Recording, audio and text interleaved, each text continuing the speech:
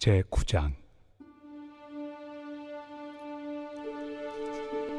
성도를 섬기는 일에 대하여는 내가 너희에게 쓸 필요가 없나니 이는 내가 너희의 원함을 알미라. 내가 너희를 위하여 마게도냐인들에게 아가야에서는 1년 전부터 준비하였다는 것을 자랑하였는데 과연 너희의 열심이 퍽 많은 사람들을 분발하게 하였느니라.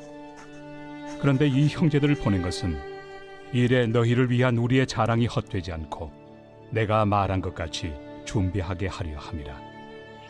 혹 마게도냐인들이 나와 함께 가서 너희가 준비하지 아니한 것을 보며 너희는 고사하고 우리가 이 믿던 것에 부끄러움을 당할까 두려워하노라.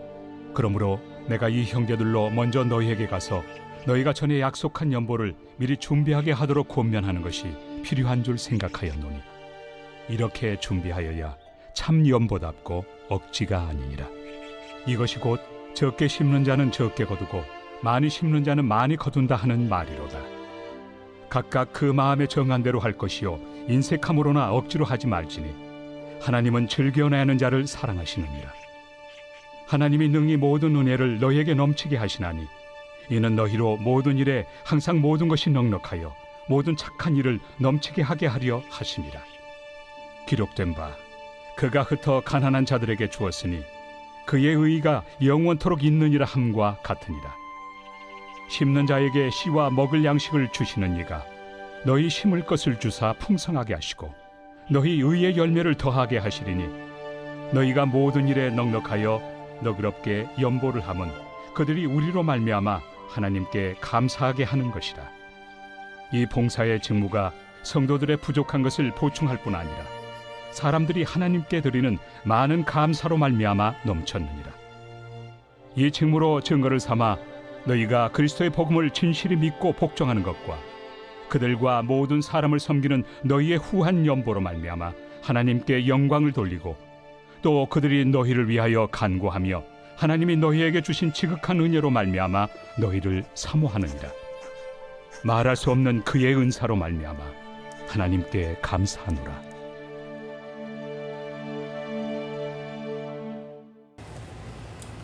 할렐루야. 이른 새벽 우리 주님 전에 오신 믿음의 성도님들을 환영하고 축복합니다. 오늘 고린도후서 9장의 말씀을 통해서 드린다라고 하는 우리 신앙의 태도와 그 깊은 영적인 의미에 대해서 사도 바울이 교훈을 하고 가르쳐주고 있는 말씀입니다. 이 사도 바울은 이 고린도 교회 성도들을 섬기는 일에 대해 굳이 말할 필요가 없다라고 합니다. 칭찬을 하고 있는 것이죠. 이것은요, 그들이 믿음의 행위가 드디어 나타나기 시작했고 그 섬김의 태도가 많은 교회들에게 알려지기 시작했다라는 겁니다. 그래서 2절의 말씀을 보면 이 고린도 교회의 열정과 그러한 실천은 이 마게도냐 교회의 성도들에게 감동을 주었고 바울은 그들의 열심을 자랑 삼아 소개함으로써 이 다른 교회들도 선한 일에 동참하게 할 수 있게 그렇게 격려했다라는 겁니다. 여러분, 참된 신앙은요 말에 있는 것이 아니라요 삶으로 드러나는 것이고 그 삶은 다른 이들을 격려하고 도전하게 한다라는 것이죠. 우리의 믿음의 행위가 이 주변 사람들에게 영향력을 미치고 교회 간에도 서로 좋은 자극이 될 수 있음을 보여주는 그러한 일들입니다. 하지만 사도 바울은 말뿐만이 아니라 실제적인 준비가 좀 더 준비되어야 한다라는 것을 강조합니다. 아무리 좋은 의도와 열심이 있다고 하더라도 준비가 부족하면 오히려 부끄러움을 당할 수 있다라는 것이죠. 그래서 사도 바울은 몇몇 형제들을 먼저 고린도 교회에 보내서 그들이 실제로 준비한 연보를 점검하라라고 지시했다라는 겁니다. 이것이 3절에서 5절에 있는 내용입니다. 이는 단순히 행정적인 절차가 아니라요 신앙의 실제적인 순종으로 이어져야 한다라고 하는 지혜로움을 보여주고 있는 것이죠. 오늘날에도 마찬가지입니다. 사도 바울은 연보를 독려합니다. 구제 헌금을 독려합니다. 그런데 그것이 억지나 강요가 아니라 자원함으로 드리기를 바랬다라는 것이죠. 그래서 그는 중요한 원칙을 강조하는 겁니다.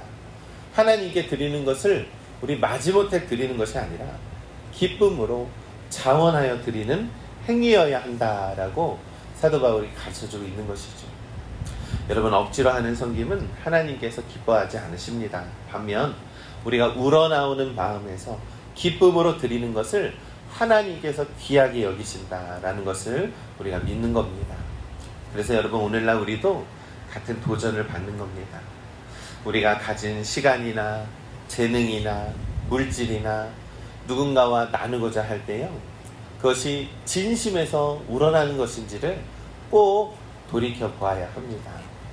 단지 누군가의 시선을 의식하는 것이 아니라 우리가 헌금이나 교회의 봉사나 선교나 구제와 같은 모든 섬김도 우리가 기쁨으로 하나님께 행할 때 하나님은 귀하게 여겨주시고 기뻐해 주신다라는 사실을 우리는 믿습니다.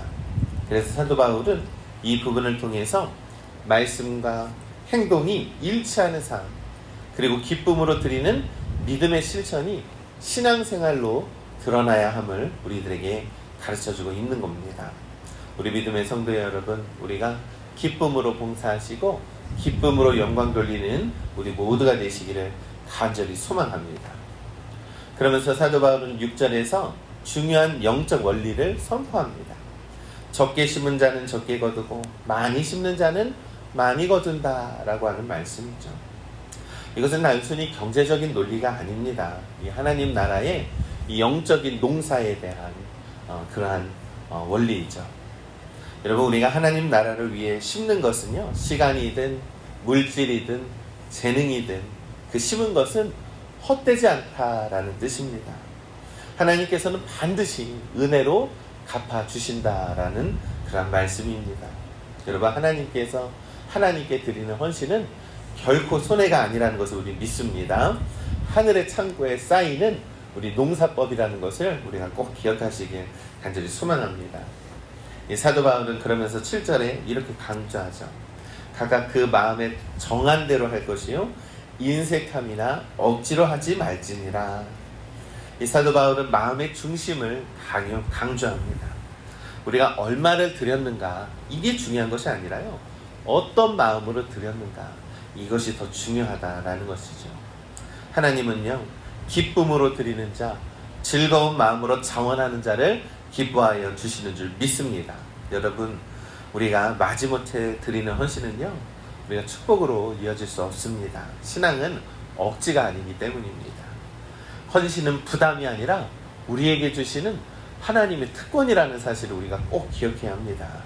그래서 하나님께서 어떤 분이신지를 우리가 분명히 깨달아서 이 사도 바울은 이렇게 가르쳐 줍니다. 8절의 말씀에 하나님은 모든 은혜를 너희에게 넘치게 하실 수 있는 분이시라. 아멘.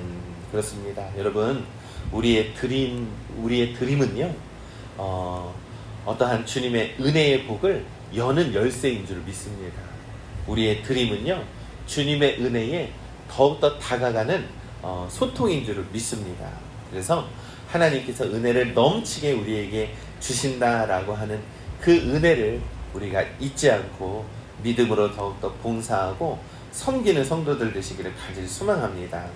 그러면서 사도 바울은요, 시편의 말씀을 인용해서 9절에 말씀하는 거예요.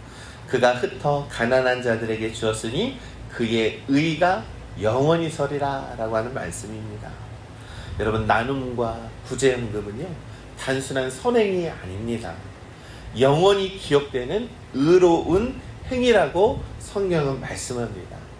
여러분, 우리가 땅에서 드리는 사랑은요, 하늘에는요 기억되는 것이고 하늘에서는 영원한 것이다 라는 사실을 우리가 꼭 기억하시길 간절히 소망합니다.